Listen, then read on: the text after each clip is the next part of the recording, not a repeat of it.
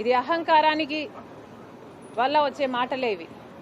మళ్ళీ చెప్తున్నాం, police department social మీడియాలో వస్తున్న బూతుల గురించి, సోషల్ మీడియాలో అవాస్తవాలు రాస్తున్న వాళ్ళ గురించి, సోషల్ మీడియాలో మహిళలను చిన్న చేసి అవమానించి చేస్తున్న పోస్టుల గురించి పోలీసులు ఇంతే కాదు, ఇంకా అరెస్టు చెయ్యని వాళ్ళను కూడా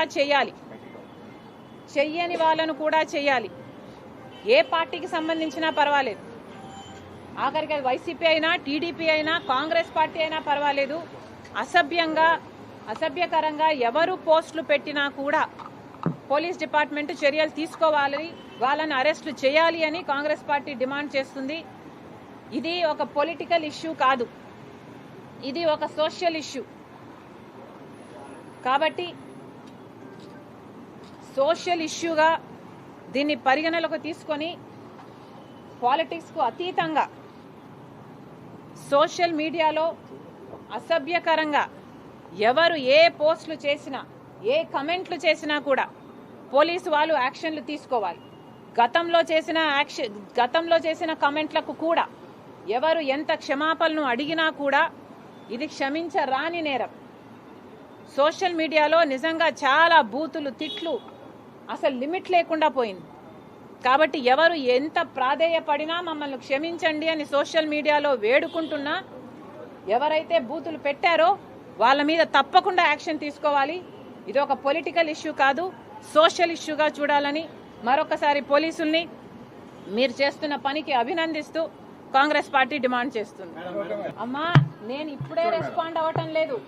సోషల్ మీడియాలో నేను బాధితురాల్ని అని నేను మీడియా ముందుకు వచ్చి చెప్తున్నది ఇది మొదటిసారి కాదు. ఇంతకు ముందు కూడా ఎలక్షన్ల అప్పుడు కూడా, అంతకు ముందు కూడా సోషల్ మీడియాలో ఇంత దారుణాలు జరుగుతున్నాయి అన్న విషయం నేను చెప్పడం జరిగింది. అదే కాకుండా జగన్మోహన్ రెడ్డి గారి సైతాన్ సైన్యానికి నేను బాధితురాలిని అయ్యాను అని చెప్పి ఒకసారి కంటతడి కూడా పెట్టుకున్నాను ఇదే మీడియా ముందు. మీకు గుర్తుందో లేదో, ఇది నేను మొదటిసారి మాట్లాడడం లేదు. ఇది నిజంగానే ఒక ఇష్యూ. ఆ రోజు నేను మాట్లాడితే ఏమనుకున్నారో, మరి పొలిటికల్ ఇష్యూ అనుకున్నారో, ఇంకోటి అనుకున్నారో నాకు తెలియదు. కానీ నేను చాలా సందర్భాలలో నేను బాధితురాలిని అని చెప్పడం జరిగింది. సోషల్ మీడియాలో ఇలా జరుగుతున్నాయని చెప్పడం జరిగింది.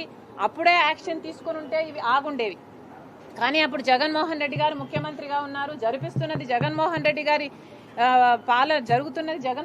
గారి పాలన. ఈ బూతులన్నీ కూడా రాస్తున్నది జగన్మోహన్ రెడ్డి గారి సైతాన్ సైన్యం. కాబట్టి అప్పుడు ఏ యాక్షన్ తీసుకోలేదు. కనీసం ఇప్పుడైనా తీసుకుంటున్నారు, చాలా సంతోషం. కానీ నేను ఇప్పుడు కూడా మీడియా ముందు మాత్రమే మాట్లాడగలుగుతున్నా. ఇప్పుడు కూడా లీగల్గా ఏదైనా యాక్షన్ తీసుకోవాలి అంటే అందుకు కూడా సంకోచిస్తున్నా.